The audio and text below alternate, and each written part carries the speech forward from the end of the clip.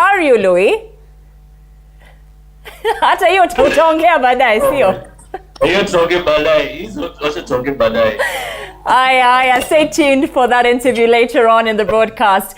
Any questions or personal questions you have for Louis, send it through my Twitter handle at Karimi_Karen and TV47 Kenya on Facebook and Twitter. But first, the day's highlights.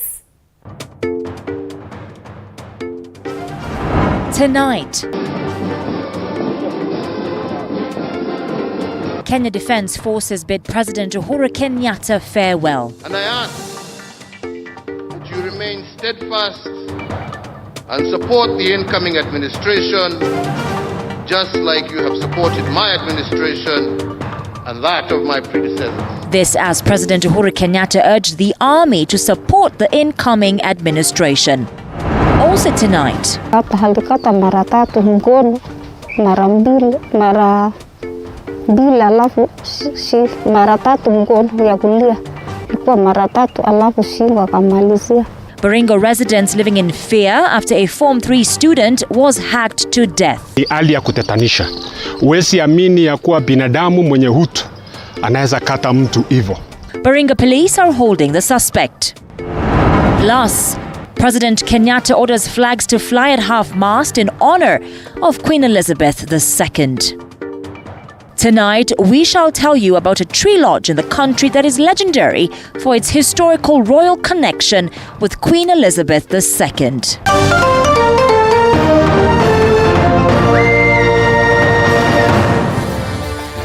Welcome to the program. Now, President Uhuru Kenyatta was today accorded military farewell as he retires as the Commander-in-Chief of the Armed Forces. Officers from the Kenya Defence Forces performed their final honours, including a military parade, aerial display and entertainment as they bid the Commander-in-Chief goodbye.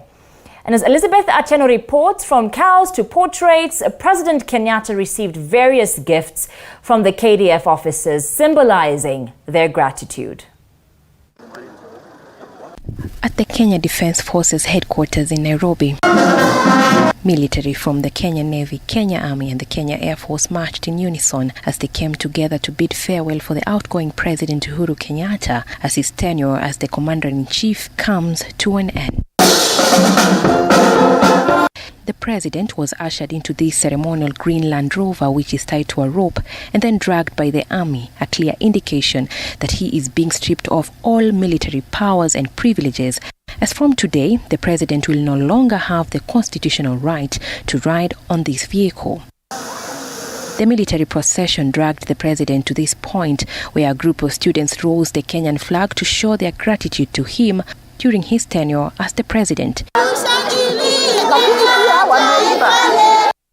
Earlier, the president visited the Ulinzi Sports Complex in Lang'ata for the grand farewell ceremony organized by the Kenya Defence Forces.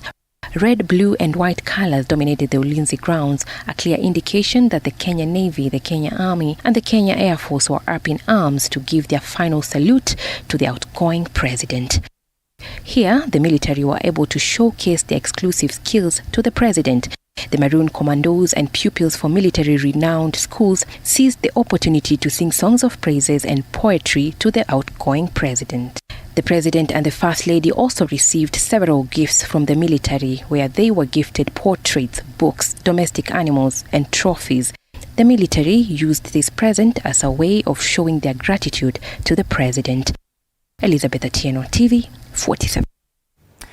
Now, President Uhuru Kenyatta today took his last steps as Commander-in-Chief of the Kenya Defence Forces following a military farewell parade held at the Ulinzi Sports Complex and the Department of the Defence Force headquarters, where he thanked the military for the extraordinary support which he says has immensely contributed to the prosperity of the nation. In farewell speech to the KDF, the Commander-in-Chief appealed to the military to remain steadfast and support the next government, just like they did with him. Chapter Boyd now reports. April 9th, 2013 marked the start of Uhuru Kenyatta's journey as the President of Kenya. 9 years after serving as the Commander-in-Chief, Uhuru Kenyatta has bid Kenyans goodbye in an event organized by the military. Speaking at the Ulinzi Sports Complex during the military farewell ceremony, President Kenyatta asked the Defence Forces to remain steadfast and support the incoming administration as much as they did with him. And I ask that you remain steadfast and support the incoming administration just like you have supported my administration and that of my predecessors. As we depend on God to protect our beloved country, we all look upon you to implement this prayer by defending our territorial integrity and sovereignty and by always being mission ready.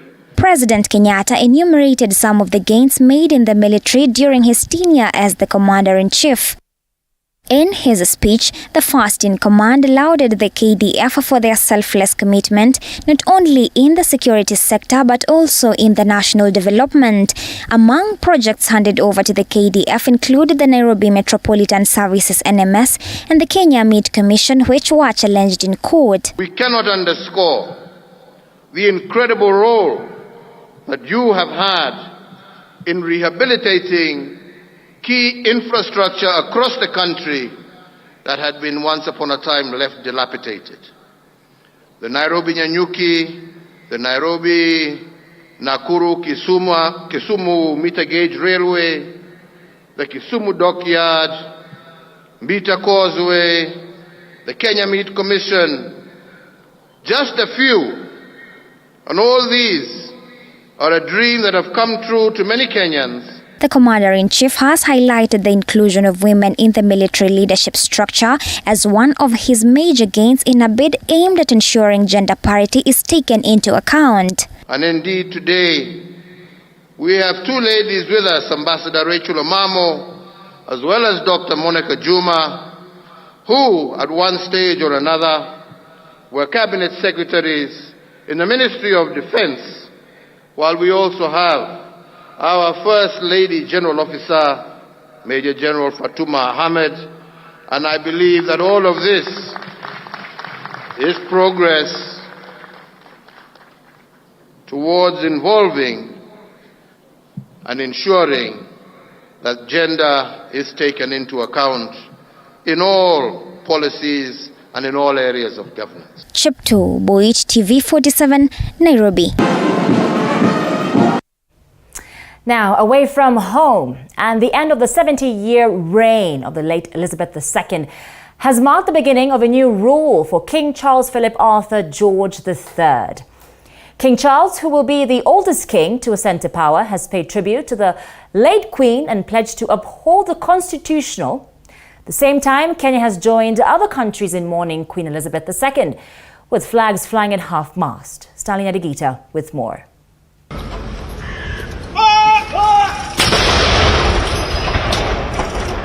The United Kingdom is set to have a new monarch a day after Queen Elizabeth II passed away at the Balmoral Castle in Scotland. King Charles Philip Arthur George III is expected to ascend to power tomorrow before an accession council, even as he awaits to be coronated officially later in the year after his mother's burial.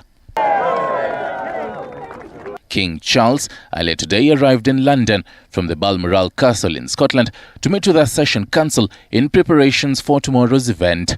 He also had a chance to greet the Britons before his televised speech, where he paid tribute to the late Queen, saying that she lived a decorated life. She made sacrifices for duty. Her dedication and devotion as sovereign never wavered. King Charles III, who is also the former Prince of Wales, pledged to uphold the constitutional principles. Or in the realms and territories across the world, and whatever may be your background or beliefs, I shall endeavor to serve you with loyalty, respect, and love, as I have throughout my life. Kenyans will also join in the morning starting today till Monday, the 12th of September, sunset. This is according to President Uhuru Kenyatta's orders. Flags will fly at half-mast in honor of Queen Elizabeth II. Stanley Nyeringita, TV47, Nairobi.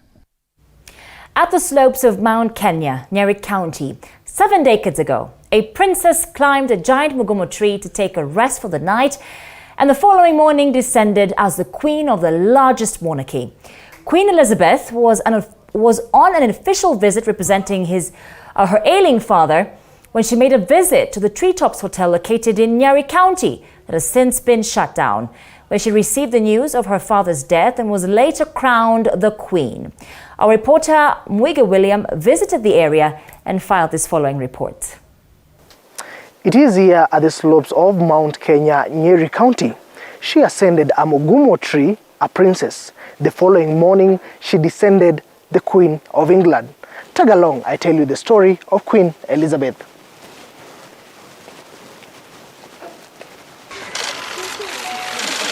Queen Elizabeth passed on at the age of 96, with her reign lasting 70 years, making her the longest-serving monarch. Well, her reign started here in Kenya, approximately more than 160 kilometers from the capital city Nairobi, Nyeri County. A few minutes drive from Nyeri town, on the edge of the Aberdare National Park, the Queen and her husband Prince Philip, the Duke of Edinburgh, had climbed an epic hotel on top of a mugumo tree built by Eric Shabrook Walker.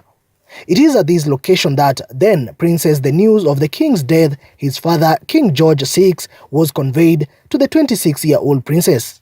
Elizabeth's trip to Kenya and into her reign started on 31st January 1952, when she bid farewell to her family, where she was expected to visit several territories under the British Empire, representing her father, only for her journey to be cut short in Kenya, and she returned to England to be crowned as the new leader of the monarch, making her the queen.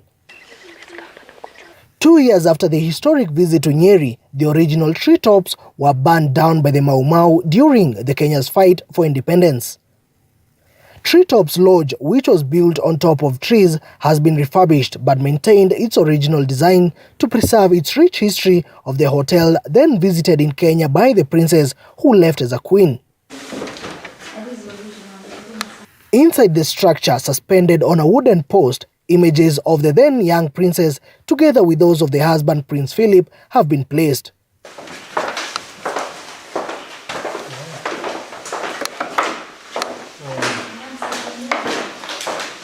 Most guests who normally come here, they normally asking the Queen Elizabeth room, and that room is still there with her picture, and that's the only thing that will be left with, so that we can show other guests where the Queen spent the night. The room the Queen spent the night, known as the Princess Suite, has been made to stand out from the rest, with rates slightly higher compared with the others. At first, the hotel accommodated only 2 people, a guest and a guard, but due to demand over time, the capacity has been increased. Albeit operations of the lodge have since been suspended following the adverse effects of COVID-19 that did hard hit the tourism sector in the country. And that is the story of Queen Elizabeth in her visit to Kenya. Mwige William, TV47 in Nyeri County. May the Queen rest in peace. Thank you so much, Mwige, for that report. We do hope Treetops Hotel opens its doors again. And back home, cabinet secretaries under the Kenya Kwanza regime might be required to answer questions on various issues in the plenary in the 13th Parliament under Kenya Kwanza regime if standing orders will be amended as proposed by the new regime.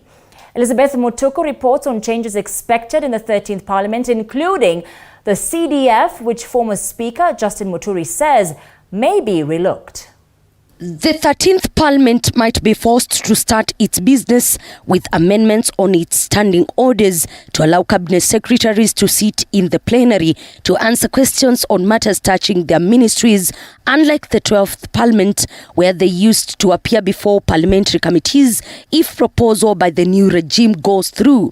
Maybe I could be a foreseer, because as I told you, we amended these standing orders. I know all that requires to be done is to tinker with standing order number 253 for admission of strangers, so that you provide that cabinet secretaries or other government functionaries, when they appear in parliament, in plenary, they are not strangers. Just like it is provided that the clerks and other officials of parliament, see, they always come there, and they are not considered strangers.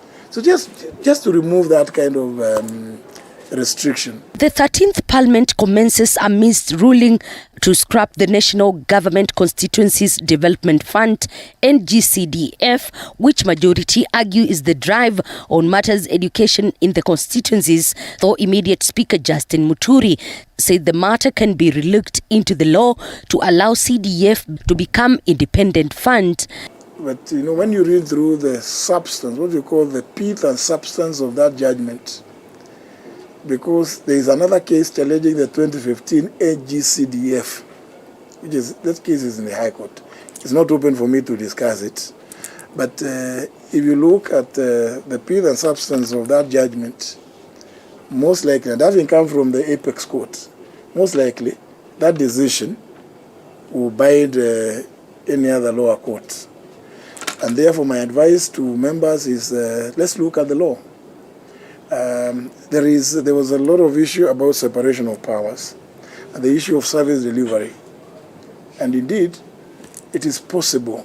It's possible for the CDF to exist without the active involvement of members. Just improve the public. And on the issue of majority in the parliament between the two political divides, Kenya Kwanza and Azimio One Kenya, this might trigger a battle on formation of the House leadership and committees following Azimio members ditching their formation to Kenya Kwanza. Whether anything has happened that can cause a serious deviation from that reasoning. At that time, you remember, it was determined that the late Ken Matiba would be the leader of official opposition. But soon thereafter, following defections, you may not have heard about those things. Following defections, Matiba's party reduced in numbers. What had happened is that there are equal numbers of members in the House. So it became difficult as to who is going to be recognized as leader of official opposition, or what was going to be the official opposition amongst the other opposition parties. So that matter was determined that way at that time in 1993. But on whether the 13th Parliament will solve the thorny matter of two-third gender rule, which almost led to dissolving of the 12th Parliament, as per former CJ's advice David Maraga, is a matter of wait and see. Elizabeth Mutuku, TV47, Nairobi. Now, Interior Cabinet Secretary Dr. Fred Matiang'i has penned an emotional letter to his administration as he exits the ministry. The CS, who has been under constant criticism from the Kenya Kwanza faction, has refuted claims that his ministry interfered with the August polls. Flora Limuki with more. Interior Cabinet Secretary Dr. Fred Matiang'i has penned an emotional farewell letter to Kenyans where he lauded the security agencies for delivering a peaceful election free of violence. In the letter, Matiang'i says that despite immense criticism, scorn and false accusations of scheming to manipulate and interfere with the general election, our sector put up a stellar and professional performance in supporting the Independent Electoral and Boundaries Commission, IEBC, to conduct the general election. Have we been meeting chiefs in secret meetings and planning against the UDA presidential candidate? The answer is no. Matiang'i and his principal secretary Karanja Kibicho have been on the receiving end from the President-elect William Ruto-led Kenya Kwanza coalition over claims of interference with the election. Matiang'i now says the Supreme Court vindicated security chiefs accused of interfering with the polls. The CS says, and I quote, "This affirms our collective professionalism, due diligence to duty.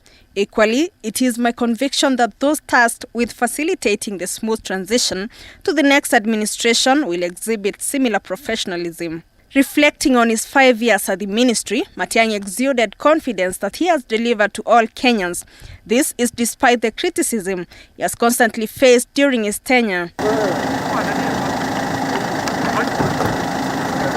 It is during his period of service that the worst banditry attacks were experienced in Baringo, Laikipia, and West Pokot. Matiang'i has been in charge of the interior docket for the last 5 years. Flora Limuki, TV47. Baringo residents are reeling in shock after a Form 3 student was hacked to death. Police are holding the suspect, who is well known to the residents. Lucky Heriano with the details. It is here in Kaptalam village, Sertunin area in Baringo Central, where it is believed a Form 3 student was murdered. The 18-year-old student at Sertunin Day Secondary School is reported to have died on the spot after she sustained a deep cut on the neck and both hands. Thomas Kiplagat, who is the suspect, is said to have fled after committing the heinous act. He was, however, arrested later with a panga and 2 tatters. Elwalel Chief Patrick Kiprop says he received a distress call from locals at around 10 a.m. informing him of a secondary school student who had been murdered at her home. Tulipofika kwenye mwili ilikuwa ni hali ya kutetanisha. Huwezi amini ya kuwa binadamu mwenye hutu anaweza kata mtu hivyo. Daniel Koril, a local, says that the school girl had not attended school on the fateful day and was left alone at home after her mother went to work at a neighbor's house a few meters away. Tunaomba ya kwamba haki itendeke. Haki itendeke. Tunaomba serikali waweze kutusaidia kabisa kufuatilia ya kwamba haki itendeke. The mother of the deceased says 2 hours after she left the house, she heard someone wailing, and by the indication, it was her daughter. But when they arrived at the house, her daughter had already passed on. Duru tu nikasikia. Nilisikia duru kwa sauti ya juu, ndio nikakimbia. Kustuka nikasema uko hapa, kumbe tendo imetendeka. Lakini sikuona, nikapita tu kwa hiyo nini, kwa gate. Sa kumbe huyu nini kijana alikuwa alikata mara 3 mkono, mara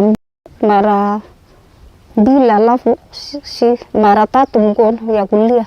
Ilikuwa mara 3, alafu shingo akamalizia. Tukapiga kuendelea na nduru, nikapiga nduru yali ya juu, alafu majirani wakafika sasa. The family is still reeling in shock following the heinous act. Lucky Heriano reporting for TV47.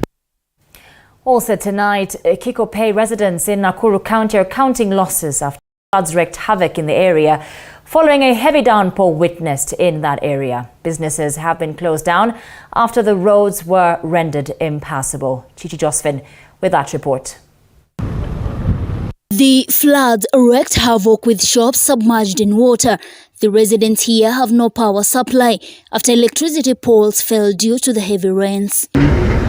Chief Officer in charge of Disaster Management and Humanitarian Assistance, Ann Jenga, said the county government will address the situation, urging residents to remain calm. Tumekuja kuwafungulia maji ya flooding. Tulipoarifu gavana wetu Susan Keheka ametutuma hapa hivi leo ndio tusaidie watu wa Kikope, kwa sababu amesema hangetaka wananchi wa kaunti yake wakuwe na shida yoyote, and especially kwa wakati huu kuna disaster ya maji. County government officers are currently unclogging the drainage system within Kikope in Gilgil sub-county to avert a further flooding in the area. Tumekuja na excavator ya county na ndio inafungua kila pahali ndio watu wa Kikope wapate kuenjoy maisha yao kama kawaida. Pia tunafanya kazi na wizara ya maji, wenye tumekuja na experts hapa ndio wajue kabisa hili tatizo litatatuliwa aje kwa hivi sasa na siku zijazo. Na tumeona serikali ya Kenya Kwanza ama gavana mwenye tulichagua, wakati aliona kuna hii matatizo ya maji, ametuma timu yake kwa field. Tumeiona sasa, tunaona matunda kura zetu zimeanza kufanya kazi. Traders in the area led by Mary Wangoi said they have not opened their businesses due to floods, saying the move by the county government was welcomed. Hii maji imetuaffect sana, hata biashara zetu hatujafungua. Kutoka jana maji imekuja imejaa kwa duka. Sasa duka yangu iko pale hivyo, hatujafungua duka leo, tumeshinda tukichimba maji. Mvua ile ilinyesha, maji ilitoka upande ya Girigiri, ikatoka huko kwa NYS. Ikakuja maji mingi sana. Sasa kutoka wakati huo hata wenye walikuwa kwa biashara hapa, wote walikuwa wanatolewa hapa na boat na pikipiki, mtu analipisha 30 shillings. Chichi Josephine, TV 47.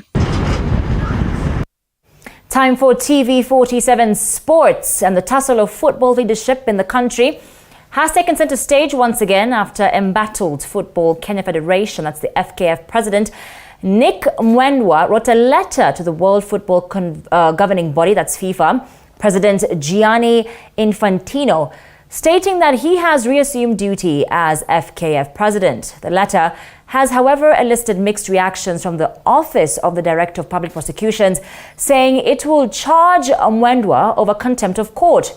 Our sports reporter Dennis Otieno tells us more.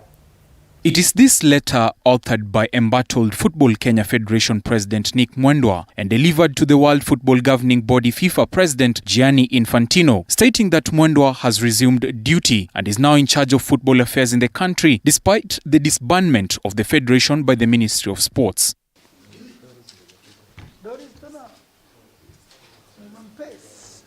In the letter, Mwendwa stated that his resumption in office is well captured in the Federation's constitution after the Office of the Director of Public Prosecutions withdrew corruption charges against him. Mwendwa further stated that he will be working with the William Ruto-led government towards restoring normalcy in the Kenyan football, urging FIFA to consider lifting the suspension imposed on Kenya.